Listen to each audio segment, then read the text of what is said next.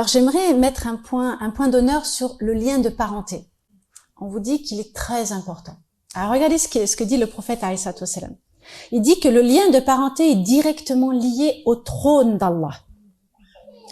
Et le trône d'Allah n'a cessé de dire « Quiconque me préserve, Allah le préservera. Quant à celui qui me rompt, Allah se coupera de lui. » Et il y a un autre hadith qui dit « Le meilleur d'entre vous est celui qui se comporte le mieux envers sa famille, et je suis parmi vous celui qui se comporte le mieux envers sa famille. » Donc là, les liens de parenté. Est-ce que le prophète, il parle des enfants? Il parle pas des enfants. Il est en train de parler des adultes. Vous, en tant que parents, ne rompez pas le lien de parenté. Le lien de parenté, c'est pas que les enfants vis-à-vis de leurs parents. C'est aussi les parents vis-à-vis de leurs enfants, en termes de comportement et d'éducation. Donc, ce lien de parenté, ne le sortez pas à tout va, parce qu'il est de votre responsabilité aussi. Et quand le prophète, alayhi salatu wassalam, il dit le meilleur d'entre vous est celui qui se comporte le mieux avec sa famille, il parle pas des enfants. Il dit pas que ce sont les enfants qui se comportent bien avec leurs parents. Il dit que c'est l'adulte, le parent, qui doit se comporter bien avec sa famille, avec ses enfants. Donc c'est quoi le point de départ? C'est vous. C'est pas les enfants. Les enfants seront le fruit de ce que vous leur aurez inculqué. Donc vous avez cette responsabilité de faire en sorte d'être avec vos enfants à l'écoute, miséricordieux, pardonneur et pas intransigeant. Alors là, j'ai une question. Salam, je suis une fille âgée de 14 ans et je trouve que ma mère, elle me traite pas comme mes deux autres sœurs. Elle sort avec elle, etc. Alors qu'avec moi, elle ne fait presque rien. Je m'entends bien avec mon père et elles sont jalouses. C'est-à-dire qu'elle doit être jalouse de la relation qu'elle a avec son père. Et me disant à chaque fois d'aller chez lui. Mais moi, je veux aussi être avec des filles.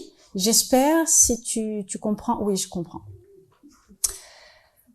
Ya Rabbi. Il y a des mamans. Il y en a une. Il y avait un papa qui m'avait contacté, qui disait pour moi, c'était naturel de donner de l'amour à ma fille. Donc, je la câline, je reste avec elle, je parle avec elle, je suis avec elle. Et ça mettait en rage mon épouse. Et quand j'ai vu que ça la mettait en rage et à chaque fois elle me faisait des scènes, ben, j'ai arrêté de donner de l'affection à ma fille. Est-ce que vous vous rendez compte? Est-ce que vous vous rendez compte du dégât que ça peut causer? Comment est-ce qu'une maman peut être jalouse de la relation que sa fille peut avoir avec son père? Ben, tout ça, c'est parce que il y a de l'ignorance. C'est pour ça qu'avant de se marier, on doit se renseigner. Maintenant, vous n'avez plus d'excuses. Si vous êtes là, c'est parce que vous voulez autre chose pour vos enfants. Donc maintenant, vous pouvez apprendre, vous pouvez savoir. Maintenant que vous savez, vous pouvez agir différemment. Mais c'est tout bénéf. Vous vous rendez compte? Un papa qui donne de l'amour à son enfant, qui la valorise, mais alhamdoulilah, vous avez tout gagné. Il y a des papas qui s'approchent même pas de leur fille. Et comme c'est dommage que la maman, elle prenne du temps avec les deux autres enfants et néglige l'autre enfant. Vous savez, le prophète, alayhi salatu wassalam, un jour, il y avait un compagnon qui est venu le voir. Et il dit au prophète alayhi salatu wassalam, j'ai offert un cadeau à mon fils. Il était tout content de lui dire. Et là, le prophète alayhi salatu wassalam, il lui dit, est-ce que tu as offert la même chose à tes autres enfants? Il a dit non. Et donc il lui dit, reprends ton cadeau. Si tu n'offres pas la même chose à tous tes enfants, tu reprends ton cadeau. Et ensuite il rajoute, craignez Allah. Craignez Allah, craignez Allah. Et ne soyez pas injuste avec vos enfants. Vous devez être équitable, que ce soit en termes d'affection, en termes de temps que vous donnez à chacun de vos enfants. Oui, mais lui, il est plus sage. Non. Quand on a un enfant qui bouge trop, posez-vous la question pourquoi. Posez-vous la question pourquoi. Les enfants ne sont pas de mauvais enfants. Ils sont juste en réaction à votre comportement à vous. Alors, très souvent, nous, on part du principe où mon enfant, il m'écoute pas quand je lui dis quelque chose. Alors, quand les enfants ont un certain âge, déjà, même quand ils sont petits, ils aiment pas recevoir des ordres. L'être humain déteste recevoir des ordres. Vous, tout à l'heure, quand vous allez rentrer chez vous, votre mari va vous dire « Khadija, tu me prépares le repas, tu me le ramènes dans le salon. » Comme ça, sec. Vous allez courir, vous allez être très contente. Ben non, vous n'allez pas être contente parce que ça vous a blessé, ça vous a touché au plus profond de vous-même. Par contre, s'il vient, il dit « Ma chérie, s'il te plaît, tu veux bien me préparer, je suis fatiguée et tout, j'ose pas aller... voilà, avec gentillesse, avec bienveillance, avec... Mais vous allez sauter, mais déjà vous êtes dans la cuisine, vous avez déjà préparé l'assiette. Ben c'est pareil avec les enfants.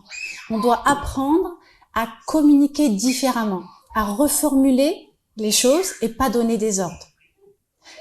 Comment est-ce qu'on peut coopérer avec des enfants? Eh bien, tout simplement, quand on veut qu'un enfant fasse une chose, ben, on le responsabilise. J'ai déjà essayé ça, mais parfois, elle dit non, j'ai pas envie. Eh ben, si elle a pas envie, ben, c'est pas grave. Ben, ok, t'as pas envie. Donne-moi un exemple, par exemple. Par exemple, voilà, ta chambre, Ah, la chambre. La chambre, je vais en parler tout à l'heure. Ah, la chambre, je vais en parler tout à l'heure. Je vais en parler tout à l'heure, mais bien comme il faut. Bien comme il faut. Comme ça, vous allez bien comprendre et c'est pas qu'elle veut te désobéir ou quoi que ce soit, que vos enfants veulent vous désobéir. Ça n'a rien à voir avec ça. Ça a à voir avec ce qu'il y a dans leur tête. Ça a à voir avec leur cerveau, tout simplement. Vous savez, quand on n'arrive pas à comprendre comment fonctionne un enfant, ben, c'est normal qu'on comprenne pas ses réactions. C'est pour ça qu'on se dit, ben, il m'écoute pas, il me désobéit, et qu'est-ce qui va devenir plus tard? Même votre entourage familial vous dit, oh là là, s'il est comme ça, si elle est comme ça maintenant, qu'est-ce que ça va être quand elle être adolescent, hein? Elle va te monter dessus, hein? Non, faut pas voir les choses de manière négative. Et puis, quel que soit l'enfant que vous avez maintenant, quel que soit l'âge qu'il a, même s'il est ado, il y a rien qui est définitif. C'est-à-dire que vous pouvez toujours changer votre comportement de manière à ce que c'est ce qu'il veut, votre enfant. Les enfants aimeront toujours leurs parents, quels qu'ils soient, même s'ils sont maltraitants. Ils chercheront toujours à ce que leurs parents soient fiers d'eux. Donc c'est pour ça que rien n'est définitif et vous pouvez toujours changer votre comportement. Alors, les enfants qui n'osent pas dire réellement les choses, c'est qu'ils ont peur justement des représailles. Ah oui, je suis comme ça. Ah ouais, je suis comme ça avec toi. Ah, c'est comme ça. Donc après, il a plus envie de parler. Ah, il y a du vécu, hein. C'est-à-dire que quand vous posez cette question à votre enfant, ben il faut que vous l'interprétiez de manière à ce que, ah ouais, je suis comme ça. Wallahi, je savais pas, je pensais pas, je me rendais vraiment pas compte. Je suis vraiment comme ça. Wallahi, Wuldi, pardon. Pardon, vous dites pardon à vos enfants? Ouais. C'est important, hein. Quand on fait une erreur, c'est important de dire Smahli Wuldi. Smahli Benti. Wallahi, je pensais pas. À partir d'aujourd'hui, je vais faire des efforts.